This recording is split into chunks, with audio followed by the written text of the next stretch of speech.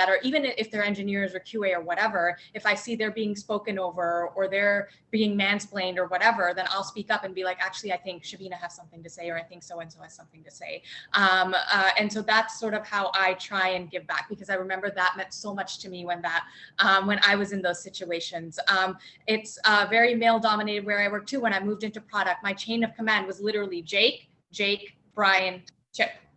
That was my chain of command. And yes, Jake hired Jake, and I was like, are you kidding me? Are you kidding me?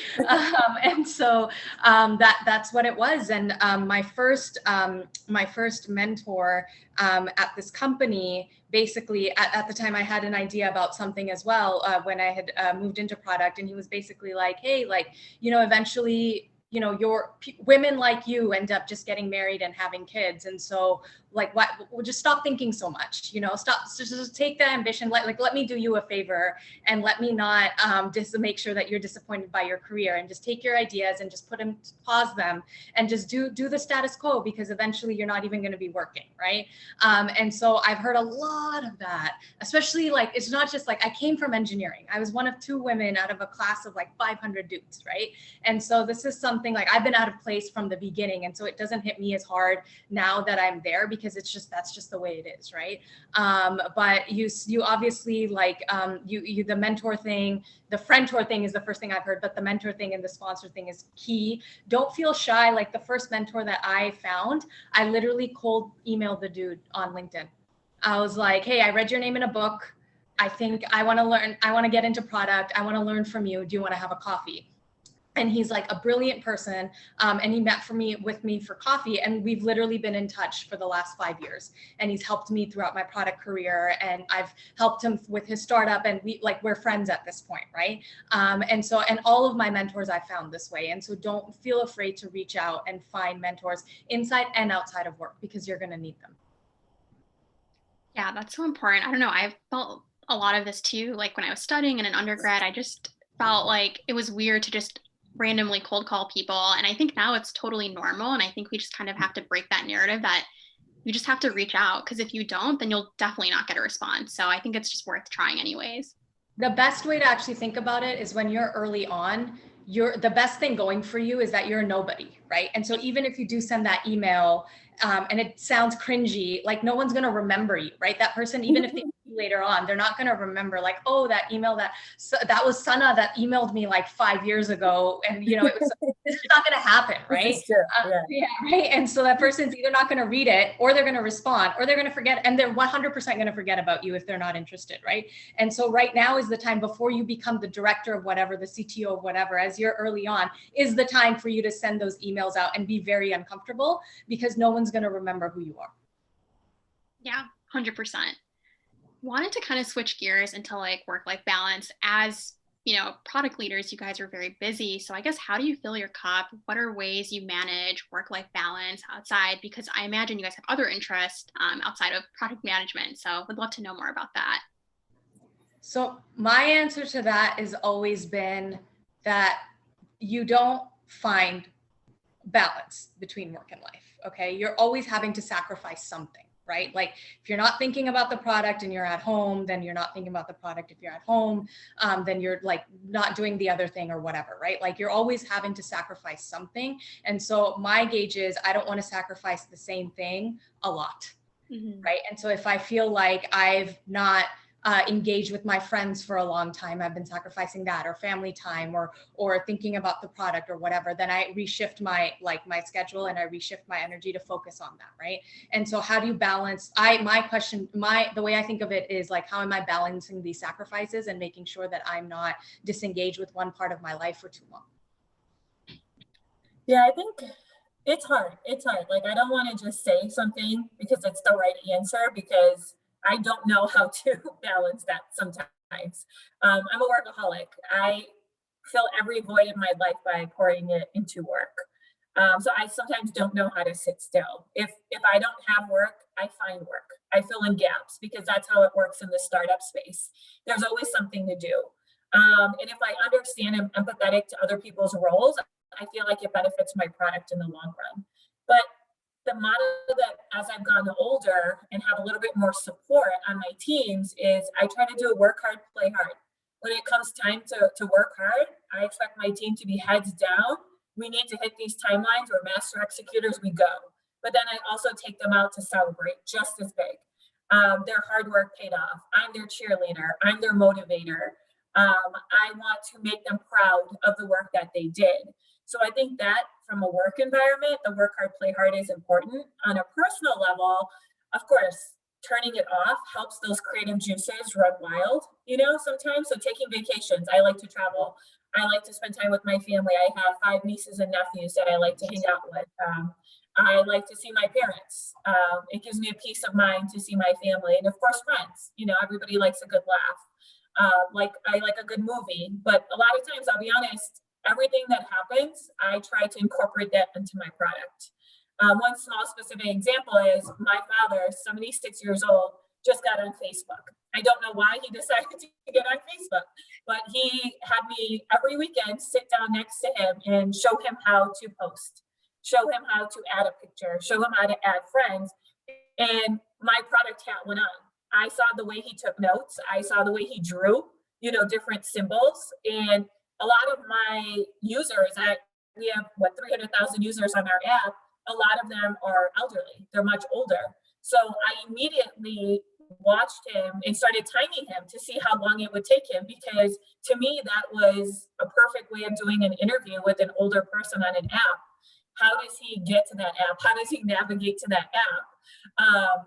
What is confusing to him? And I took a lot of that information back to my designers and I said, okay, my 76-year-old father was very confused on this. We have that in our app. What's an alternative? So again, everything in your life kind of leads to product, so it's finding those key things that are around you and plugging them in, but it's also sometimes hard to turn it off. So maybe I'm not the best person to give that advice on, because I also have not mastered that yet. But just, balance and laughter sometimes just go a long way.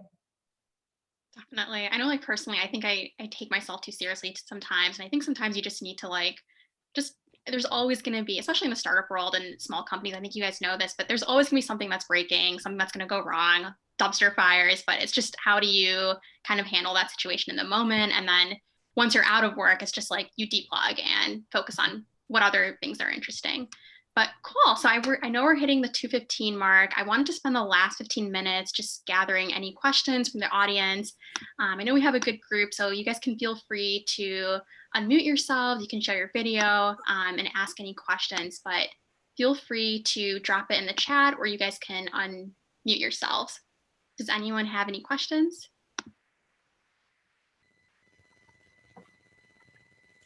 I had one that maybe until we get some from the audience, we can start off with.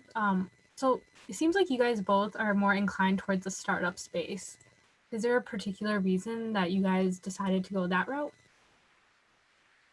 Yeah, I can take this one. So my first job was at Sierra Lee Coffee and Tea up in Rolling Meadows, and I was doing inside sales. So it was like lead generation, buying leads and assigning them to sales folks, doing a lot of reporting.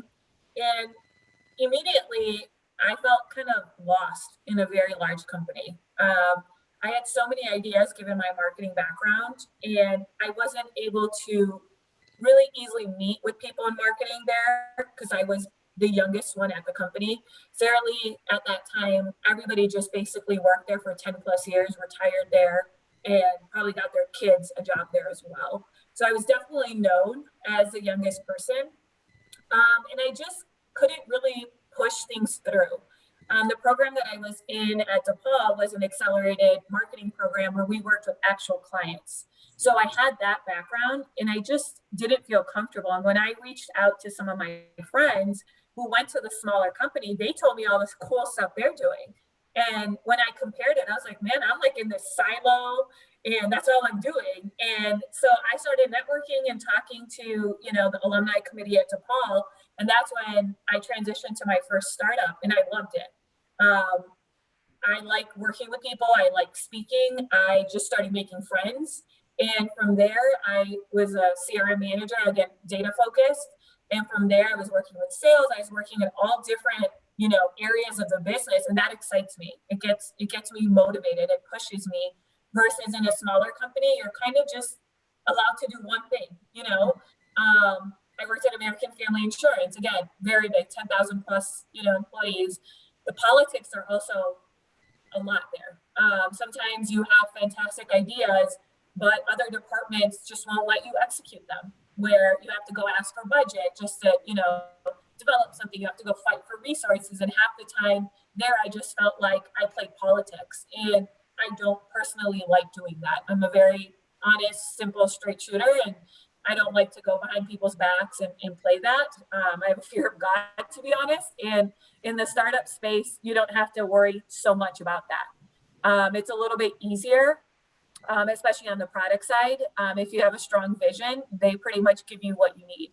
So resources are easy. Execution is very quick. I like that fast paced go getter. I like being in front of a client and selling. I like being on the implementation side. I like being with engineers. I can do all of that and a little bit of product marketing, where at a bigger company, I cannot. Thank you. That was really helpful. Yeah, I would say so there's actually benefits to both being at a startup and of a larger company. I would say if you're starting out, it probably is beneficial to be at a mid to large size company, because you need to find people to learn from. And at smaller companies, you're in execution mode all the time. Something is going wrong. Like, you need to put out a fire, and you don't get that 10,000 foot view of how do I think through product strategy, and what are we going to do like a year from now, 2 years from now, whatever the case is, right? And so early on in my career, being like at bigger companies really helped. Although then you get to a point where you can't move as fast, right? And that's when you look at being at a smaller company, having more influence. But then you get to a smaller company and you realize that, like, depending on how small it is, that you don't have analysts that'll just pull the data for you, and you need to now learn how to work Tableau and do SQL queries and stuff like that, right? And so depending on the size of company and the revenue and all of that, you may not have all of these things that Google would just provide you, right? Like, oh, here's a whole design team, here's what the data team is saying, here's this, all of it on a silver platter, right? And so there's good and bad to both, but earlier on, be at a bigger company, and then depending on what you like, then you can go smaller. Awesome. Thank you. That was really helpful. It looks like we have another question from the audience. Nitzeli is asking, what are some software tools that you use on a daily basis? Oh, I think Jira for sure. And then Amplitude and Tableau, and the G Suite, right? Google Sheets, Docs, whatever, right? And so those are ours. Yep, I agree with those. I live and die in Jira and Confluence. 100%, yes. That's fun. I'm on the other side of Jira, getting all those tasks assigned. So you're like, no more. Yeah, no more those tickets. I actually saw a meme recently. It's like, the scariest thing about COVID-19 is that it looks like a Jira ticket. I saw that. So Sola's asking, what's an example of when you both have had to advocate strongly for yourself in the workplace? How did you go about it? I think my most recent one, again, assuming, like, knowing this is a safe space, would be the pay bump. Like, there's huge pay discrepancies. And so for me, it was sitting down, and I was started lower than market. And so moving up within, like, pay wise within a company at that, like, closing that gap is massive, right? It's much easier to move to a new company and immediately you're looking at a 30% bump, right? Whereas internally it's not that easy. And so for me, it was actually having to build a case for myself by asking my peers, being like, hey guys, like, I think there's a huge problem with my pay. What do you earn? And taking all of that and showing HR and my boss that delta. So showing the market, showing them what everyone else is earning on my role, and then showing them what I earn and what I do. And then maybe just little, like, threatening them with, like, hey, I'm going to leave, to be very honest. All of that combined got me close to what I wanted. But that's been the most recent one that I've had to do. And there is a pay gap issue between men and women, especially. And so it might be something that all of you unfortunately have to face at some point, but I would highly recommend that you do advocate for yourself in that way. And there's no shame in being like, pay me what I deserve.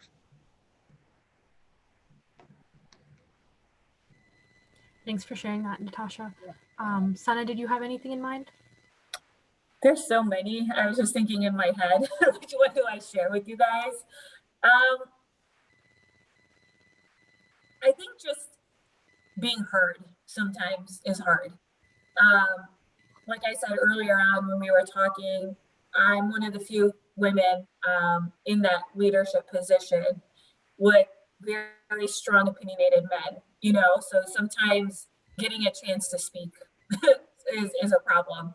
And then once I am speaking, getting cut off, or once I am, you know, it's my turn, getting that control in the room. Um, and then heated conversations, right? Unfortunately, they happen.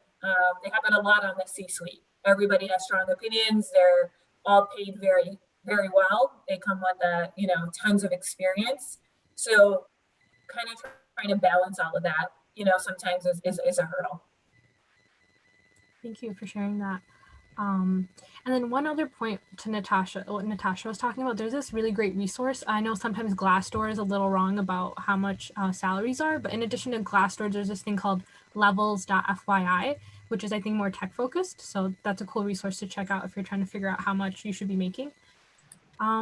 And I see another question by Eska. She asks, so it seems like another side of that coin that Sana, you mentioned actually. It says, how do you deal with men being intimidated by you because you're strong and a smart woman? I'm sorry, can you repeat that? You broke out a little bit. I didn't hear. It's how do you deal with men being intimidated by you because you're strong, smart women? Is their problem, not mine. I mean, to be quite honest, the more you worry about that, the more power they have. If you don't react and take that bait, then you're fine. If they make sly comments like, "Oh, of course, Sana's going to push hard on that," or "Sana's going to, you know, be difficult to negotiate with," I don't take that bait and react. You learn as you get older to let things go and pick your battles. And I've learned personally and professionally that it's not always worth it to have the last word. And sometimes silence goes a longer way.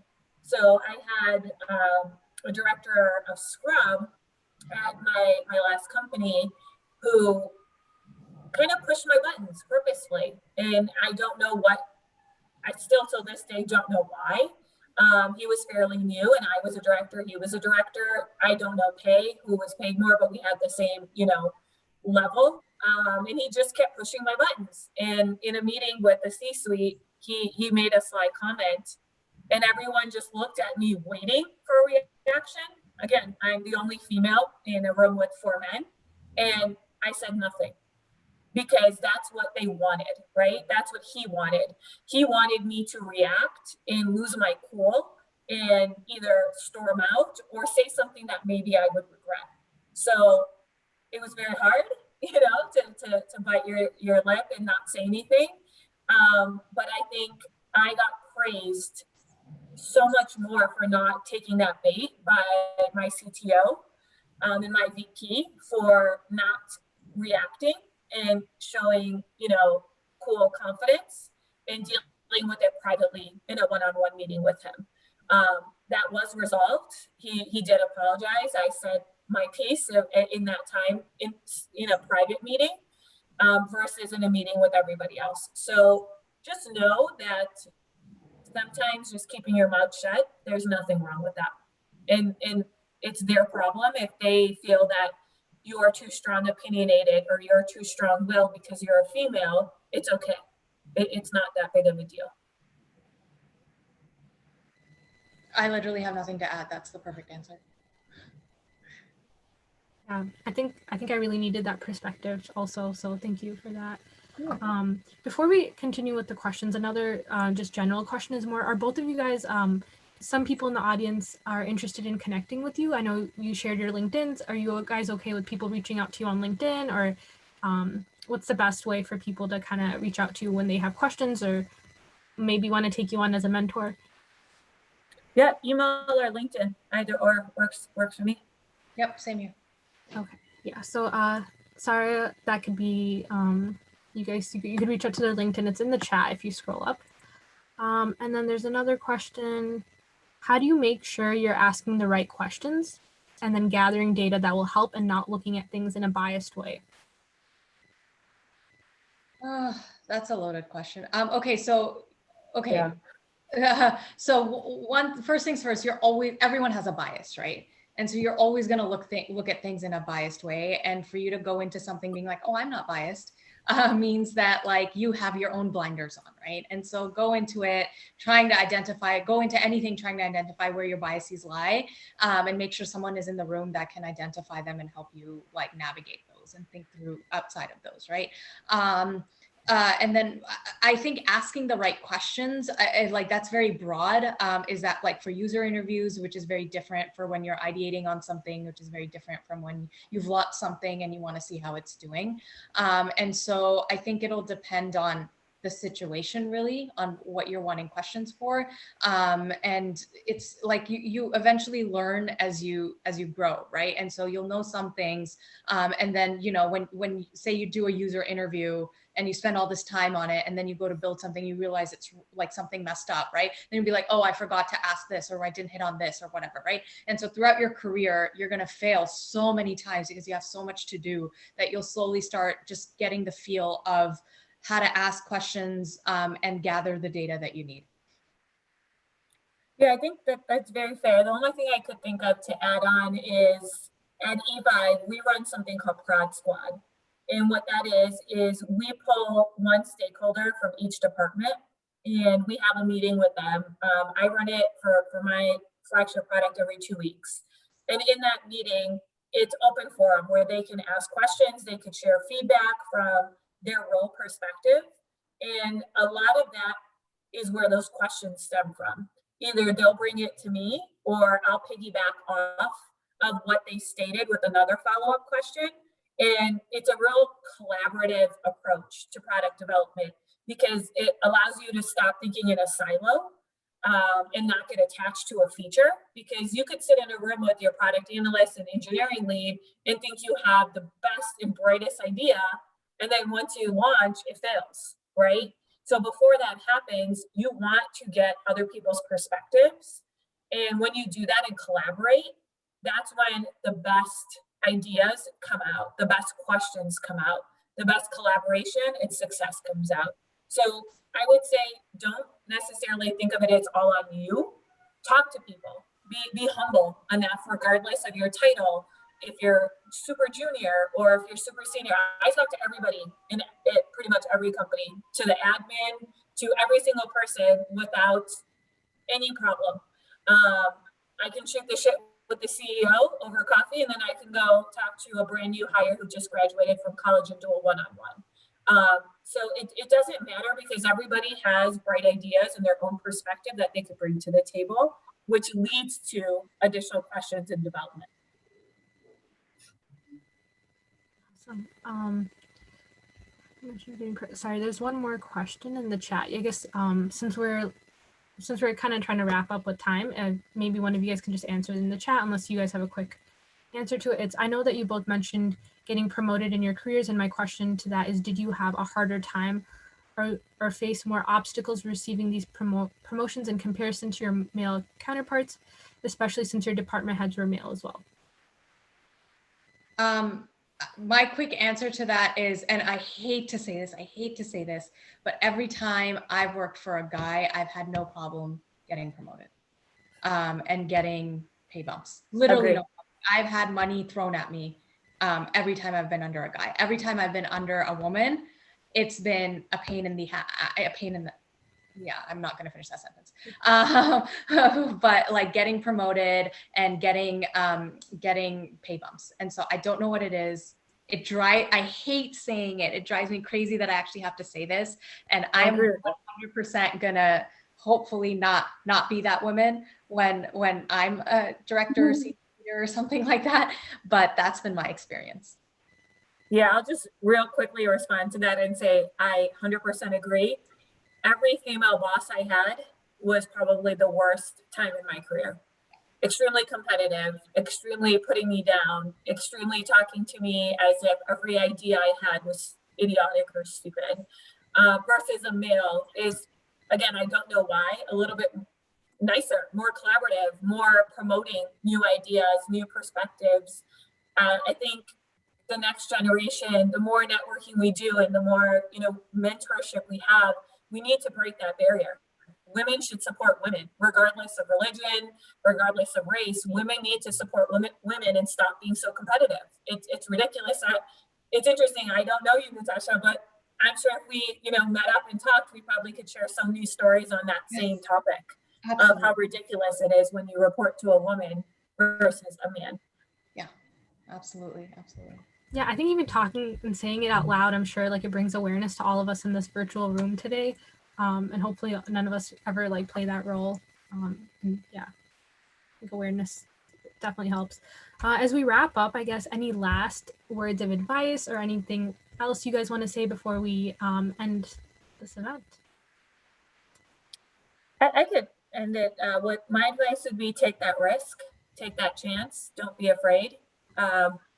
Men always are willing to take, a more senior position or a role that they're not confident in their responsibilities, versus women always hesitate and second guess themselves. Don't do that. Take that risk, take that chance, find that mentor, that friendtor and sponsor, and work hard. When you work hard, it speaks volumes, and your career will take off from there. The only thing I would add to that is just remember there's someone out there. There's a lot of people out there that are half as talented as you, that are earning twice as much as you in a role that's two levels above you. And so you realize as you get more and more senior that there is not, there's a lack of talented people. And so just don't be afraid. And literally the only thing that is stopping you is yourself. It's what's in your head. So yeah. Thank you both so much. I've been inspired by your words. It's also really cool seeing just two really cool women, bosses at work, and then just being able to spend some time talking to us today too. Safa, do you have anything to say to wrap up? No, thank you guys so much. I'm personally very inspired by both of you, and it's just really refreshing to see people that look like you in these roles, and really appreciate your time on a Saturday. But thank you guys so much for your time. If there's no other questions, feel free to let me know. Thank you for hosting and inviting us. Thank you guys. You guys do a fantastic job. Keep growing, and happy to help in any way I can. Likewise. Thank you guys. Take care. Thank you. Take care. Bye. All the links in the chat, by the way, for our website and our social media and the LinkedIn. So definitely check out the chat if you're looking for those. And thank you, everyone. Bye. Salam, guys. Bye.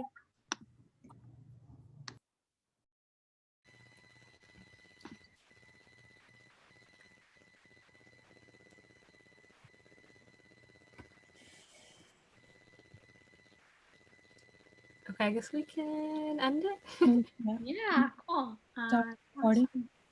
Oh yeah. We stop recording, so we're good. Cool. Thanks so much, guys. I'll talk to you soon. Bye, guys. Have a good Saturday.